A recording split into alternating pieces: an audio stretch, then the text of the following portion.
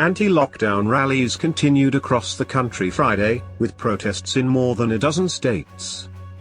Protesters took to the streets in New York City for the first time, calling for an end to the shutdown despite the fact the Big Apple remains the country's epicenter. Meanwhile, in California, tensions flared between protesters and police at rallies in both. In Raleigh, North Carolina, a group of men brandished semi-automatic weapons as they marched on the Capitol building.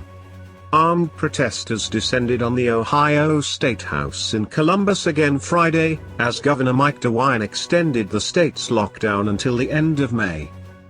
In Seattle, Washington, as well as anti-lockdown demonstrators, people were seen protesting outside Amazon Spheres demanding the Seattle City Council tax the city's largest businesses. Anti-lockdown protesters have swarmed New York City, the epicenter of the coronavirus pandemic in the U.S., to join thousands in rallies across the country to demand an end to stay-at-home orders.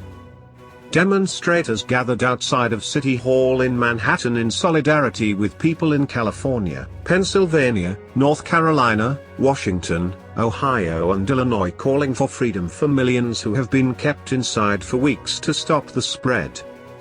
The NIPT watched as the crowd marched through Manhattan's financial district in solidarity with the armed protesters waving MAGA flags and carrying weapons who have surrounded city halls, state houses and beaches across the country in revolt at what they see as draconian measures.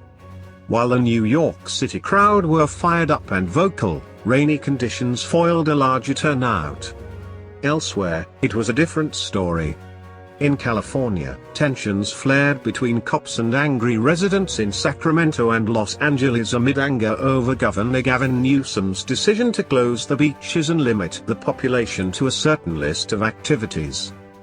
Meanwhile, several men marched on the Capitol building in Raleigh, North Carolina, armed with automatic rifles, demanding Governor Roy Cooper lift lockdowns that have been extended until May 8. Over in Ohio, armed protesters marched on the Statehouse in Columbus, the same day the state's lockdown was extended until the end of May. Washington Governor James Lee also extended the state's lockdown Friday, despite demonstrators in Seattle calling for the state to reopen. The protests have been going on for weeks as states begin to flatten the curve and the virus begins to slow. Many governors and elected officials have relaxed some of the strict ordinances, but many are still angry that they can't leave their homes. They claim the shutting down of the economy is more damaging than the virus itself and are demanding residents be allowed to choose for themselves if they can go outside.